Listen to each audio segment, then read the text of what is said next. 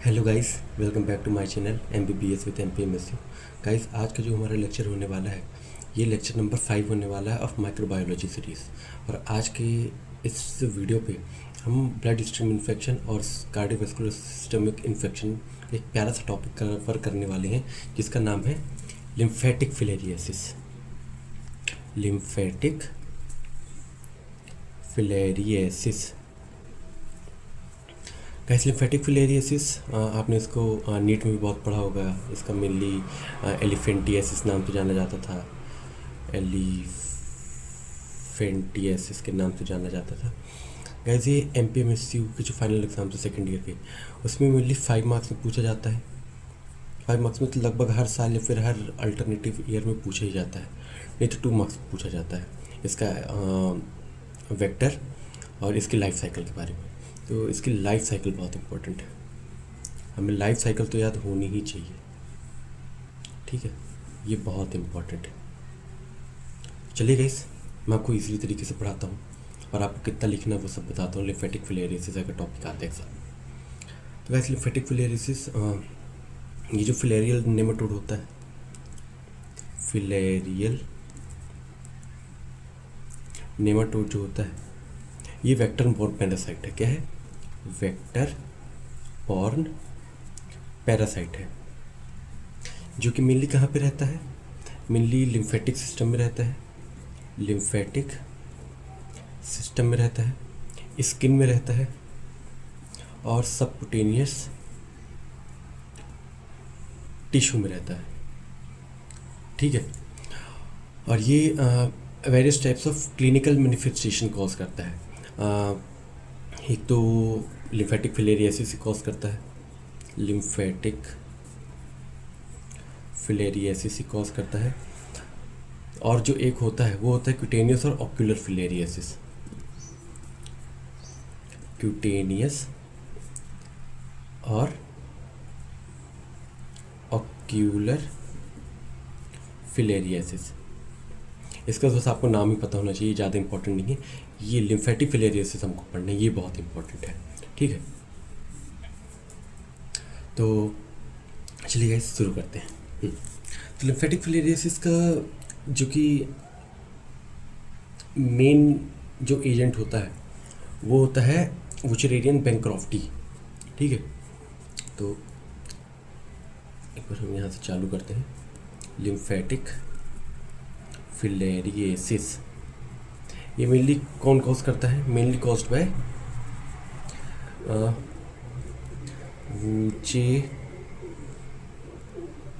वुचेरेरिया bancrofti and brugia malayi. ये दो important vector हैं, इसके एजेंट है ब्रूजिया मलाई। ये दोनों एजेंट वुचेरेरिया बैंक्रॉफ्टी के कारण मेनली 90% ऑफ द फिलेरियोसिस होता है, और ये तो रेयर होता है, 10% मेनली इसके थ्रू होता है। ठीक है, और मेनली ये क्रोनिक ऑब्स्ट्रक्शन करवाते हैं और फाइब्रोसिस करवाते हैं लिम्फेटिक्स का, लीडिंग टू लिम्फेडिमा, मतलब लिम्फ का इन्फ्लेमेशन होगा, उसमें पानी भरेगा, फिर पस भरेगा, हाइड्रोसील होगा और एलिफेंटियासिस होगा। एलिफेंटियासिस तो 10 से 15 साल बाद देखने को मिलता है। वॉर्म जो रहता है वो एक ही लिम्फेटिक सिस्टम या फिर लिम्फ नोड में रहता है, वहाँ पे स्वेलिंग करवाता है, जिस कारण पैर जो होते हैं ना वो हाथी के पैर जैसे होने लगते हैं, मोटे मोटे हो जाते हैं, इसलिए उसको एलिफेंटियासिस बोलते हैं। तो ये तो मेन उसके एजेंट है। ठीक है, अब हम पढ़ते हैं इस वॉर्म की मॉर्फोलॉजी के बारे में। वॉर्म की मॉर्फोलॉजी बहुत इंपॉर्टेंट, जिससे हमको लाइफ साइकिल पढ़ने में ही ईजी पड़ेगा। ठीक है, तो मॉर्फोलॉजी की बात करते हैं, मॉर्फोलॉजी की बात करते हैं। ठीक है, तो जो फिलेरियल नेमाटोड है वुचेरेरिया बैंक्रॉफ्टी, ये दो मॉर्फोलॉजिकल फॉर्म्स में एग्जिस्ट करता है। 2 मॉर्फोलॉजिकल फॉर्म्स में एग्जिस्ट करता है। एक होता है एडल्ट फॉर्म, एक होता है लार्वल स्टेज। एक होता है एडल्ट फॉर्म और एक होता है लार्वा स्टेज। ठीक है, इसमें ये याद रखिएगा, इसमें कोई भी नो एग स्टेज, कोई भी एग स्टेज नहीं होती। ठीक है, कोई भी एग स्टेज नहीं होती। एक होती है एडल्ट फॉर्म, एक होता है लार्वल स्टेज। लार्वल स्टेज में 4 स्टेजेस देखने को मिलती है। ठीक है, जो एडल्ट फॉर्म होता है वो स्लेंडर होता है, 2 to 10 सेंटीमीटर लेंथ होगा। ये ह्यूमन बॉडी के अंदर पाया जाता है और ये सालों तक अंदर रहता है, इसी के कारण क्रोनिक ऑब्स्ट्रक्शन होता है। ठीक है, तो ये जो एडल्ट वॉर्म हुआ, एडल्ट वॉर्म ये ह्यूमंस में पाया जाएगा। ठीक है, ये स्लेंडर होता है, slender in shape, 2 to 10 centimetre length का होता है, 2 to 10 सेंटीमीटर लेंथ का होता है। ठीक है, और ये ह्यूमंस के अंदर ना सालों तक रहता है, लिव फॉर मेनी ईयर्स, बहुत सालों तक रहता है ये ह्यूमंस के अंदर, और इसी के कारण क्रोनिक ऑब्स्ट्रक्शन होता है, क्रोनिक ऑब्स्ट्रक्शन होता है। And main complications of lymphatic filariasis देखने को मिलते हैं। Main complications of lymphatic filariasis देखने को मिलता है। मेन कॉम्प्लिकेशन मतलब भाई एलिफेंट जैसा पैर हो जाना, क्रोनिक ऑब्स्ट्रक्शन, ग्रेन्युलोमा फॉर्मेशन से सब देखने को मिलते हैं हमको। ठीक है, या यूराइनरी सिस्टम के लिम्फ नोड्स के कारण, लिम्फ नोड में स्वेलिंग आने के कारण, पस भरने के कारण वाइट फ्लूइड डिस्चार्ज देखने को मिलता है हमको यूरेथ्रा के थ्रू यूरिन करते समय। ये होते हैं मेन कॉम्प्लिकेशंस। ठीक है, यहाँ वो पढ़ते हैं इसके लार्वल स्टेजेस के बारे में। 4 लार्वल स्टेज होती है, इसमें से L1 और L3 बहुत इंपॉर्टेंट है। जो L1 होती है, ठीक है, जो फर्स्ट स्टेज होती है, वो डायग्नोस्टिक फॉर्म होती है ब्लड में। L1 डायग्नोस्टिक फॉर्म होती है ब्लड में, ह्यूमन ब्लड में। ठीक है, अगर L1 फॉर्म हमको ब्लड में देखने को मिल रही है तो हम बोल सकते हैं कि हाँ, इसको लिम्फेटिक फिलेरियासिस हो सकता है। क्या पता उसकी इम्यूनिटी अच्छी हो तो लिम्फेटिक फिलेरियासिस होने के बाद भी उसको ना हो, या फिर हमको जल्दी ट्रीटमेंट करने में आसानी हो। और दूसरा जो होता है L3 फॉर्म, ठीक है, ये इन्फेक्टिव फॉर्म होती है मैन। ठीक है, L1 ब्लड में जाएगा, फिर वो स्टमक में जा कर के L3 फॉर्म में कन्वर्ट होगा, जो कि इन्फेक्टिव फॉर्म होती है मैन के लिए। ठीक है,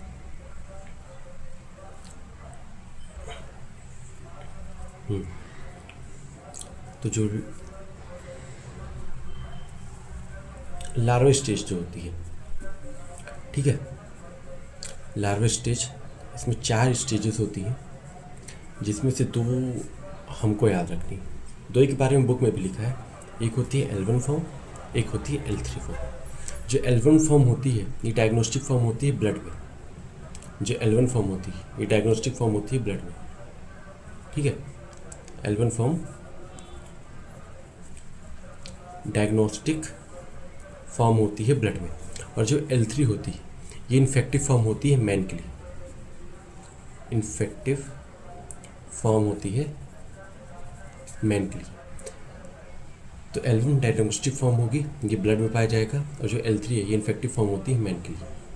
ठीक है, तब हम पढ़ते हैं इसकी लाइफ साइकिल के बारे में। और गाइस, लाइफ साइकिल बहुत इंपॉर्टेंट है, पूरा फोकस बना के रखिएगा आप। ठीक है, लाइफ साइकिल के बारे में ये चीज़ याद रखिएगा। जो L1 होती है डायग्नोस्टिक फॉर्म होती है, जो L3 होती है वो इन्फेक्टिव फॉर्म होती है। एग स्टेज होती नहीं, तो एग स्टेज देखने को मिलेगी नहीं। एडल्ट फॉर्म और लार्वल फॉर्म यही बस देखने को मिलेगा। ठीक है, तो लाइफ साइकिल में मेनली तो आपको पता चला कि वुचेरेरियन बैंक्रॉफ्टी के कारण 90% ऑफ द केसेस होते हैं। ठीक है, और ब्रूजियन मलाई के कारण 10% केसेस होते हैं। ठीक है, इसको मेनली 2 होस्ट चाहिए। लाइफ साइकिल में मेनली 2 होस्ट इम्पॉर्टेंट है। एक होता है डेफिनेटिव होस्ट, एक होता है डेफिनेटिव होस्ट, और एक होता है इंटरमीडिएट होस्ट। इंटरमीडिएट होस्ट, जो डेफिनेटिव होस्ट होता है ना वो होता है मैन। ठीक है, और जो इंटरमीडिएट होस्ट होता है वो होता है मॉस्किटो।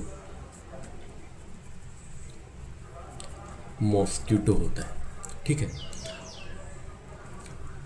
मॉस्किटो जो कि एज अ वेक्टर काम करता है, ये रेयरली एनोफिलिस और रेयरली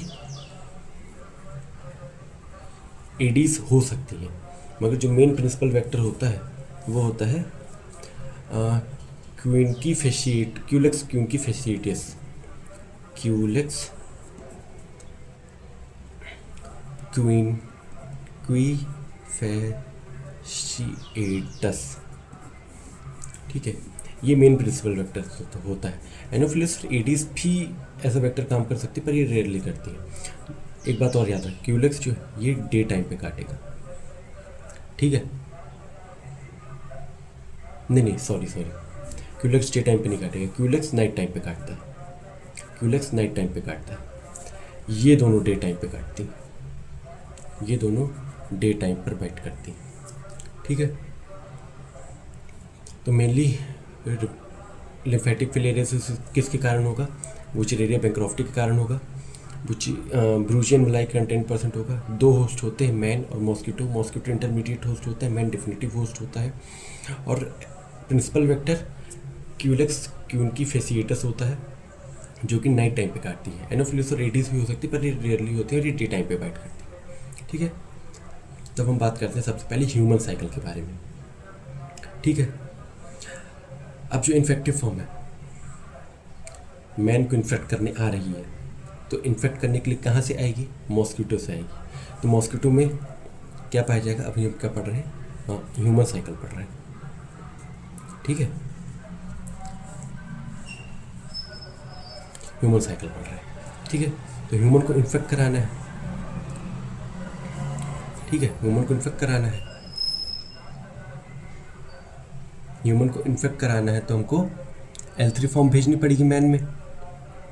ठीक है, अब ह्यूमन को इन्फेक्ट कराना है और वेक्टर कौन है? मॉस्किटो वेक्टर है। तो मॉस्किटो के पास से L3 फॉर्म आएगा, ये बाइट करेगा ह्यूमन को, ह्यूमन को बाइट करेगा, तो ह्यूमन के अंदर क्या L3 फॉर्म जाएगा।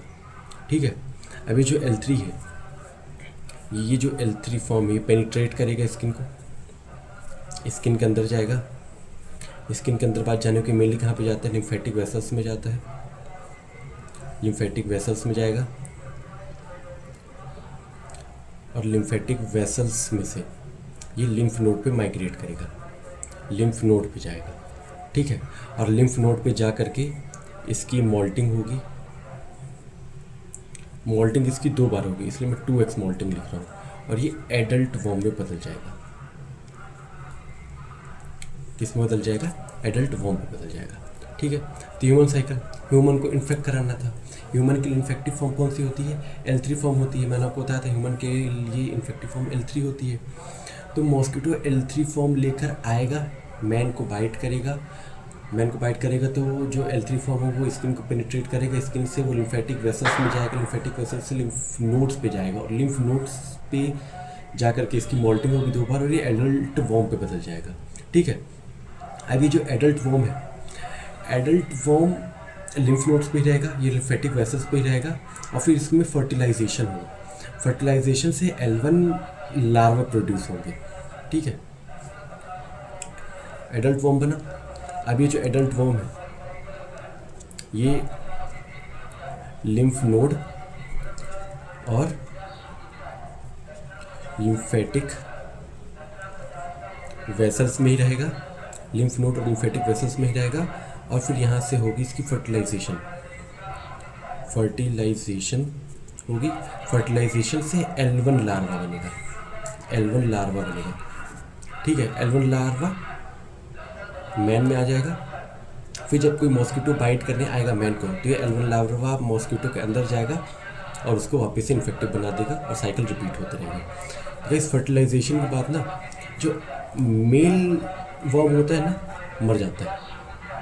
ठीक है, मेल वॉर्म मर जाते हैं, मेल वॉर्म मर जाते हैं। हाँ, तो गाइस अब हम पढ़ने जा रहे हैं मॉस्किटो साइकिल। अब मैन में क्या हुआ था? मैन में L3 फॉर्म आया था मॉस्किटो के बाइट के थ्रू, वो स्किन में गया, स्किन से पेनिट्रेट होकर लिम्फेटिक वेसल्स में गया, और वहाँ से लिम्फ नोड्स में गया, वहाँ पे उसकी मोल्टिंग हुई और एडल्ट वॉर्म में बदल गया वो, ठीक है। अब एडल्ट वॉर्म फर्टिलाइजेशन में गया, एडल्ट वॉर्म में फर्टिलाइजेशन गया, मेल वॉर्म मर गया, फीमेल वॉर्म रही जो कि पैथोलॉजिक फॉर्म थी, और उसने क्या बनाया, फर्टिलाइजेशन से L1 लार्वा बना जो कि माइक्रोफिलेरी थी, ठीक है। अब जब इन्फेक्टेड मैन को कोई मॉस्किटो बाइट करेगी, अब मैन के अंदर क्या है, मैन के अंदर L1 लार्वा है, ठीक है। L1 लार्वा है जिसको हम बोलते हैं माइक्रोफिलेरी, L1 लार्वा है। मॉस्किटो बाइट के थ्रू मॉस्किटो जो ब्लड मील लेगी तो L1 लार्वा मॉस्किटो के अंदर जाएगा, L1 larva are ingested by mosquito, ठीक है।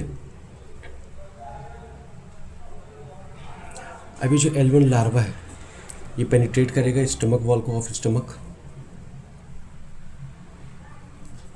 पेनिट्रेट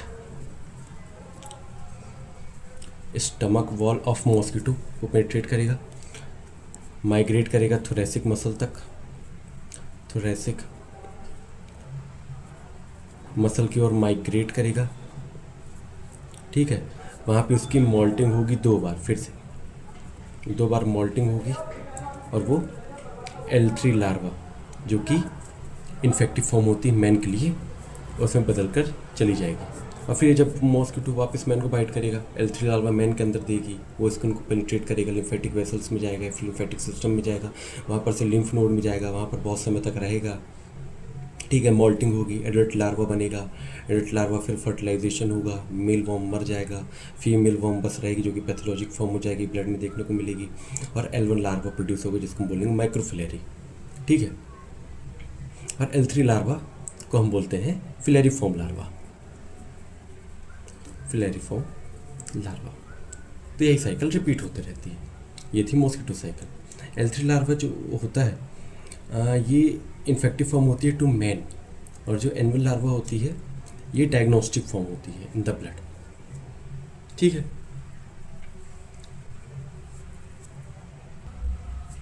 ये तो मैंने आपको समझाने के लिए बता दिया। अब जो हर्ष मोहन में डायग्राम बना है साइकिल वाला, मैं आपको वो बता देता हूँ। Mosquito with L3 larva, L3 larva bite करेगा to the man, bite to man, और ट्रांसमिट करेगा L3 लार्वा टू मैन को, ठीक है। अब ट्रांसमिशन के थ्रू ये जो L3 लार्वा जो मैन के अंदर आया, ये कहाँ जाएगा, लिम्फेटिक वेसल से होते हुए लिम्फ नोड में जाएगा। लिम्फ नोड में L3 लार्वा बहुत देर तक रहेगा, और L3 लार्वा एडल्ट वॉर्म में बदल जाएगा, एडल्ट वॉर्म में बदल जाएगा, ठीक है। एडल्ट वॉर्म लिम्फेटिक सिस्टम में रहेगा और फर्टिलाइजेशन करेगा, लिम्फेटिक सिस्टम में रहेगा और फर्टिलाइजेशन करेगा। फर्टिलाइजेशन से L1 लार्वा बनेगा, क्या बनेगा, L1 लार्वा बनेगा, जिसको हम बोलते हैं क्या, माइक्रोफिलेरी, ठीक है, माइक्रोफिलेरी बनेगा। अब जब मॉस्किटो इन्फेक्टेड मैन को काटेगी,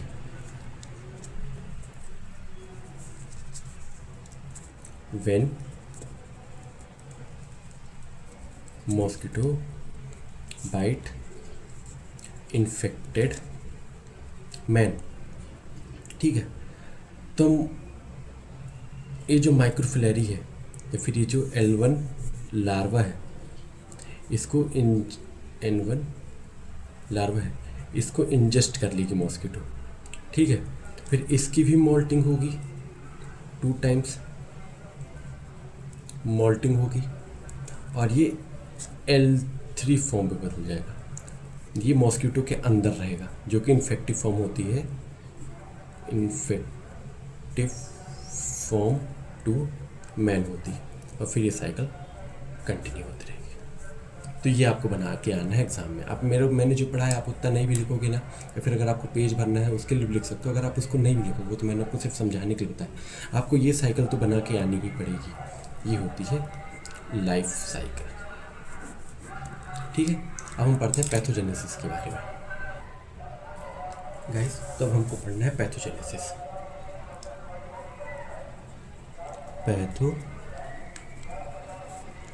पैथोजेनेसिस, ठीक है। तो पैथोजेनेसिस में अब मेनली जो बुचेरियन बैंक्रॉफ्टी है, जो फिलेरियल नेमेटोडी है, मेनली कहाँ पे अटैक करते हैं? लिम्फेटिक वेसल्स और लिम्फ नोड पे अटैक करते हैं। ठीक है, तो उसके कारण लिम्फेटिक डायलेशन देखने को मिलेगा। लिम्फेटिक डायलेशन देखने को मिलेगा। वेसल वॉल की थिकनिंग देखने को मिलेगी। वेसल वॉल की थिकनिंग देखने को मिलेगी। ठीक है, और लिम्फेटिक वेसल्स और लिम्फ नोड्स के इन्फ्लेमेशन देखने को मिलेगा। लिम्फेटिक वेसल और लिम्फ नोड की इन्फ्लेमेशन देखने को मिलेगा। लिम्फेटिक वेसल की इन्फ्लेमेशन होगी तो उसको हम लिम्फेंजाइटिस बोलेंगे। लिम्फेंजाइटिस बोलेंगे। लिम्फ नोड का इन्फ्लेमेशन होगा तो हम उसको लिम्फेडिनाइटिस बोलेंगे। लिम्फेडिनाइटिस बोलेंगे। लिम्फेटिक्स में टॉर्शोसिटी और लिम्फ वेसल वॉल्व्स का डैमेज होगा, जिसका लिम्फेडिमा देखने को मिलेगा। Tortuosity and damage to lymph valves हमको लिम्फेडिमा देखने को मिलेगा। लिम्फ एडिमा देखने को मिलेगा, और बहुत लंबे समय तक रहता है ना, तो एनहांस्ड ग्रेन्युलोमेटस रिएक्शन एंड फाइब्रोसिस के कारण क्या देखने को मिलेगा? लिम्फेटिक ऑब्स्ट्रक्शन देखने को मिलेगा। लिम्फेटिक ऑब्स्ट्रक्शन देखने को मिलेगा। ठीक है, ये था पैथोजेनेसिस। अब हम बात करते हैं इसके क्लिनिकल फीचर्स। क्लिनिकल फीचर्स क्या करेंगे?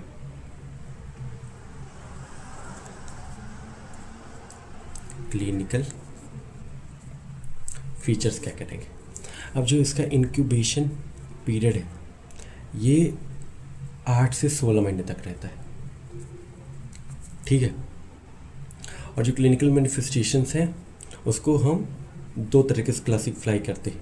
एक तो होता है हमारा लिम्फेटिक फिलेरियासिस, एक होता है हमारा लिम्फेटिक फिलेरियासिस होता है, और एक होता है हमारा tropical pulmonary eosinophilia. Tropical pulmonary eosinophilia. ठीक है, सबसे पहले हम पढ़ते हैं लिम्फेटिक फिलेरियासिस में। लिम्फेटिक फिलेरियासिस 4 स्टेजेस के थ्रू होता है। जो लिम्फेटिक फिलेरियासिस होता है ये 4 स्टेजेस के थ्रू होता है। स्टेज 1,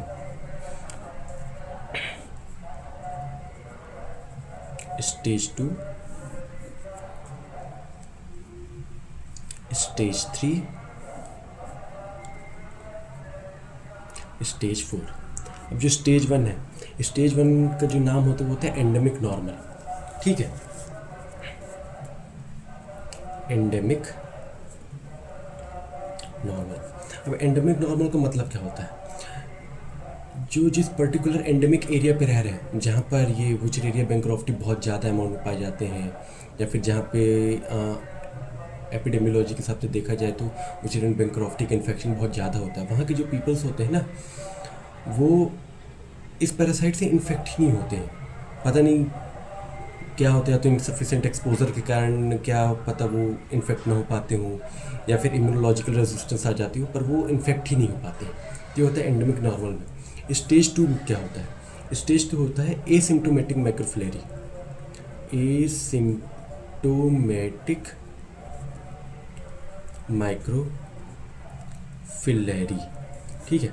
अब एंडेमिक नॉर्मल में क्या था, या तो इम्यूनोलॉजिकल रेजिस्टेंस या तो इनसफिशिएंट एक्सपोजर न मिलने के कारण, हो सकता है वो इन्फेक्ट ना हो रहे हो, वो भले उस एरिया में रह रहे हो जहाँ का परसेंटेज बहुत हाई है कि यहाँ पे बुचिलेरिया बैंक्रॉफ्टी बहुत है, यहाँ पे एलिफेटिक फिलेरिस हो ही सकता है, पर हो सकता है ना हो रहा हो। और मान लो अगर हुआ भी हो और उसके सिम्टम्स ही ना दिख रहे हो, ठीक है, मान लो जैसे लिम्फेटिक फिलेरियसिस का जो वो है एजेंट है बुचिलेरिया बैंक्रॉफ्टी, वो ह्यूमन बॉडी के अंदर तो आ गया, ठीक है, वो लिम्फेटिक वेसल्स और लिम्फ नोड को डैमेज भी कर रहा है, मगर उसके कुछ वही देखने को नहीं मिल रहे, सिम्टम्स ही देखने को नहीं मिल रहे हैं। तो जब हम फेरिफेरल ब्लड स्मेयर करेंगे ना, तो हमको माइक्रोफिलेरी देखने को मिलेगी। माइक्रोफिलेरी मतलब हमको L1 लार्वा देखने को मिलेगी फेरिफेरल ब्लड स्मेयर में।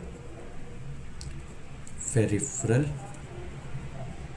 ब्लड स्मेयर में L1 लार्वा हमको देखने को मिलेगा। वो भले कोई सिम्टम्स शो नहीं कर रहा है, मगर लिम्फ डैमेज है, लिम्फ नोड्स डैमेज है, लिम्फेटिक वेसल्स डैमेज है, ऐसा। अब जो स्टेज 3 है, स्टेज 3 होती है एक्यूट फिलेरियसिस। ठीक है, एक्यूट फिलेरियसिस। अब इसमें क्या होता है, इसमें लिम्फ नोड, लिम्फ एडिनाइटिस और लिम्फेटिक वेसल्स के इन्फ्लेमेशन देखने को मिलेगा। लिम्फेंजाइटिस और लिम्फेडिनाइटिस, लिम्फ नोड और लिम्फेटिक वेसल्स का हमको वो देखने को मिलेगा, इन्फ्लेमेशन देखने को मिलेगा। ठीक है, फिलेरियल फीवर जो कि हाई ग्रेड फीवर है वो देखने को मिलेगा। ठीक है, तो लिम्फ नोड की इन्फ्लेमेशन को लिम्फ एडिनाइटिस और लिम्फेटिक वेसल्स की इन्फ्लेमेशन को लिम्फेंजाइटिस, तो इन दोनों को मिला के हम बोलते हैं एडिनोलिम्फेंजाइटिस बोलते हैं। एडिनोलिम्फेंजाइटिस देखने को मिलेगा, हाई ग्रेड फीवर देखने को मिलेगा।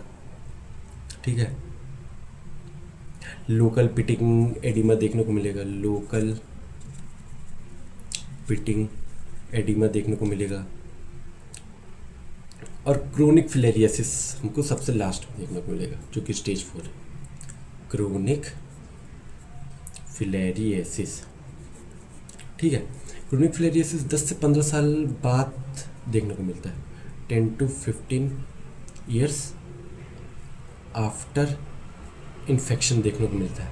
इसमें क्रोनिक ऑब्स्ट्रक्शन हो जाता है, क्रोनिक होस्ट रिस्पॉन्स के कारण ग्रैनुलोमेटस रिएक्शन एंड फाइब्रोसिस हो जाती है, जिसके कारण chronic obstruction to lymph nodes या लिम्फेटिक वेसल्स देखने को मिलता है, और इसी के कारण हमको एलिफेंटियासिस देखने को मिलता है। एलिफेंटियासिस हो गया, काइल यूरिया देखने को मिलेगा, हाइड्रोसील देखने को मिलेगा, ये तीनों उसके कॉमन वो होते हैं, मैनिफेस्टेशंस होते हैं। ठीक है, तो जो स्टेज 4 है उसमें क्रोनिक फिलेरियसिस देखने को मिलता है। ये 10 to 15 ईयर्स ऑफ इन्फेक्शन के बाद देखने को मिलेगा। इसमें क्रोनिक ऑब्स्ट्रक्शन देखने को मिलता है। क्रोनिक ऑब्स्ट्रक्शन क्यों देखने को मिलता है? क्रोनिक होस्ट इम्यून रिस्पॉन्स और ग्रैन्युलोमेटस रिएक्शन एंड फाइब्रोसिस के कारण हमको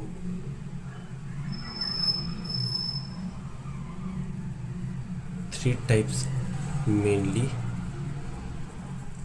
कॉमन मैनिफेस्टेशन देखने को मिलती हैं। कॉमन मैनिफेस्टेशंस देखने को मिलती हैं, जिसमें से एक है एलिफेंटियासिस। एलिफेंटियासिस, दूसरी है हाइड्रोसील। हाइड्रोसील, हाइड्रोसील में क्या होता है, स्ट्रॉ कलर फ्लूइड टेस्टिस में स्ट्रोकुलर फ्लूइड और टेस्टिस में भी मेनली अगर बोले जाए ट्यूनिका वेजिनाइलिस लेयर ऑफ टेस्टिस में स्ट्रोकुलर फ्लूइड का एक्यूमुलेशन हो जाता है, वो होता है हाइड्रोसिल, बहुत पेनफुल होता है। ठीक है, एलिफेंटियासिस लोअर लिम्ब की स्वेलिंग्स हो जाती है और काइल यूरिया देखने को मिलता है। काइल यूरिया देखने को मिलता है। काइल यूरिया क्या होता है? ये लिम्फ नोड्स के रप्चर के कारण मिल्की वाइट फ्लूइड हमको यूरिन में देखने को मिलेगा। ठीक है, तो ये था वो। और जो एक चीज़ और था, दो मैनिफेस्टेशन थे, एक लिम्फेटिक फिलेरियोस, एक ट्रॉपिकल पल्मोनरी ईस्नोफीलिया। ये एक प्रकार से माइक्रोफिलेरियल जो एंटीजन है ना, माइक्रोफिलेरियल एंटीजन है, इसके कारण जो हाइपर सेंसिटिविटी रिएक्शन देखने को मिलती है ना, हाइपर सेंसिटिविटी रिएक्शन वही होती है। इसी को इस माइक्रोफिलेरियल एंटीजन के कारण जो हाइपर सेंसिटिविटी रिएक्शन देखने को मिलती है, यही होती है ट्रॉपिकल पल्मोनरी ईस्नोफिलिया। इसको हम ऑकल्ट फिलेरियासिस भी बोलते हैं, ऑकल्ट फिलेरियासिस भी बोलते हैं। ठीक है, अब हम आते हैं लैब डायग्नोसिस के ऊपर।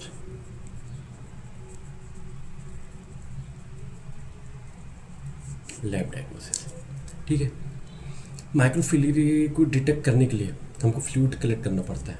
ठीक है, टू डिटेक्ट माइक्रोफिलेरी हमको फ्लूइड कलेक्ट करना पड़ेगा। फ्लूइड में हम या तो ब्लड कलेक्ट कर सकते हैं, या हाइड्रोसिल फ्लूइड, या फिर यूरिन, या फिर अदर बॉडी फ्लूइड्स में भी हमको देखने को मिल जाएगा। तो या तो हम ब्लड में देख सकते हैं, या तो जो हमारा हाइड्रोसिल फ्लूइड है उसमें देख सकते हैं, यूरिन में देखने को मिल सकता है, या फिर और भी कोई अदर बॉडी फ्लूइड्स उसमें भी देखने को मिल जाएगा, अदर बॉडी फ्लूइड्स इसमें देखने को मिल जाएगा। अब माइक्रोफिलेरी को डिटेक्ट करने के लिए या तो हम डायरेक्ट वेट माउंट करते हैं, डायरेक्ट वेट माउंट एग्जामिनेशन करते हैं, या फिर रेफरल ब्लड इसमें एग्जामिनेशन करते हैं, या फिर quantitative buffy coat examination. Peripheral blood smear, इसमें जो दो आते हैं, थिक, थिन, या फिर क्वांटिटेटिव बफी कोट एग्जामिनेशन, ये तीन चीज़ कर सकते हैं। अभी जो फ्लूइड है इनका ना कलेक्शन टाइम देखो, मेनली जो फ्लूइड कलेक्शन टाइम है ये रात को 9 बजे से लेकर सुबह 4 बजे तक ही कलेक्ट करना चाहिए। ठीक है, नॉक्टर्नल पीरियोडिसिटी के कारण ये टाइम लिया गया है। और अगर मान लो तुमको डे टाइम पे कलेक्ट करना ही है ब्लड, तो एक डेक प्रोवोकेशन टेस्ट होता है। ठीक है, इसमें हम ओरली पेशेंट को डेक टैबलेट्स देते हैं, जिसके कारण माइक्रोफिलेरी स्टिमुलेट हो जाते हैं और ये फेरिफरल ब्लड में 15 मिनट से लेकर 1 घंटे के बीच में आ जाते हैं। ठीक है, ये मेनली रात के लिए। और अगर डे टाइम पे करना है, डे टाइम पे करना है तो एक होता है डेक प्रोवोकेशन टेस्ट। ठीक है, इसमें हम पेशेंट को डेक टैबलेट देते हैं ओरली, और 15 मिनट्स टू 1 आवर के अंदर जो माइक्रोफिलेरी है, L1 लार्वा जिसको हम बोलते हैं, ये स्टिमुलेट हो जाएगी और फेरिफरल ब्लड पे आ जाती है। ठीक है, और जो दूसरा चीज़ जो हम करते हैं एंटीजन डिटेक्शन, इसमें हम मोनोक्लोनल एंटीबॉडीज़ के इस्तेमाल करते हैं अगेंस्ट माइक्रोफिलेरियल एंटीजन, उससे हमको पता चल जाता है ELISA और ICT के थ्रू। ठीक है, एक होता है एंटीजन डिटेक्शन। एंटीजन डिटेक्शन, इसमें हम विचुरेरिया बैंक्रॉफ्टी का ना एंटीजन डिटेक्ट करते हैं। एंटीजन डिटेक्ट करते हैं, कैसे डिटेक्ट करते हैं? अभी जो विचुरेरिया बैंक्रॉफ्टी की जो सर्कुलेटिंग एंटीजेंस है ना, ये हम मोनोक्लोनल एंटीबॉडीज़ के थ्रू आइडेंटिफाई कर लेते हैं। ठीक है, मोनोक्लोनल एंटीबॉडीज़ में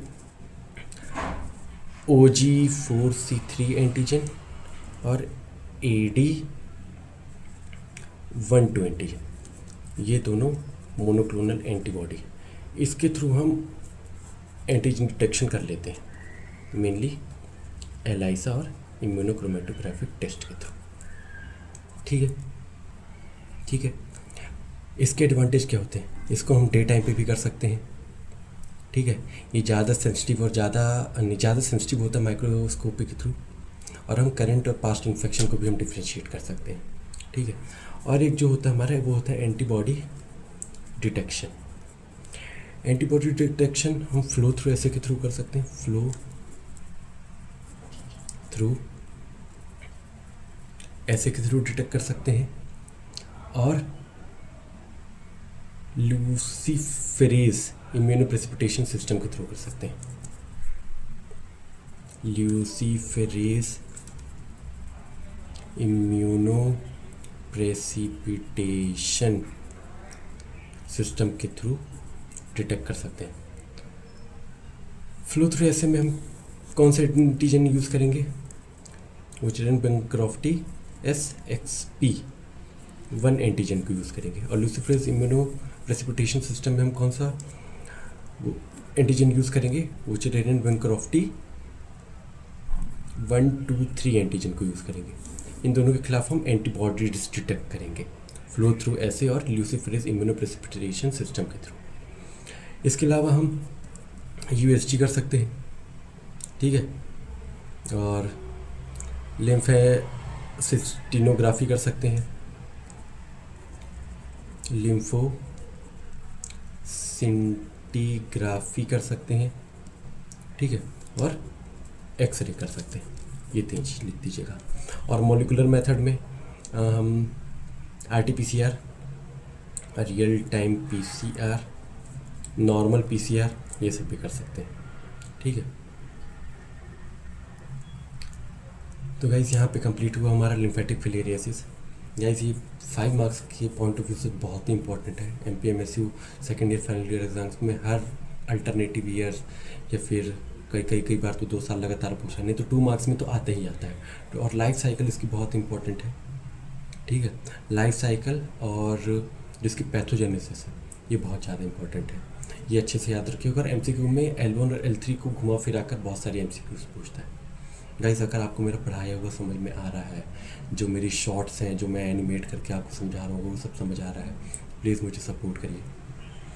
और मैं आपको और कैसे ईजिली पढ़ा सकता हूँ, मैं क्या अच्छे से नहीं पढ़ा पा रहा हूँ या फिर क्या अच्छे से नहीं समझा पा रहा हूँ, मेरे को कमेंट सेक्शन में बताइए, मैं सब कुछ इम्प्रूव करूँगा। ठीक है गाइस, आज की वीडियो में बस इतना ही था। नेक्स्ट वीडियो फिर से आएगा। इस बार मैं आपको फार्मा पढ़ाऊँगा। अब मैं कंटिन्यू होने वाला हूँ, अभी मेरे घर में थोड़ा काम चल रहा है, मेरे कॉलेज में एग्ज़ाम चल रही है, इसलिए मैं बिज़ी हूँ।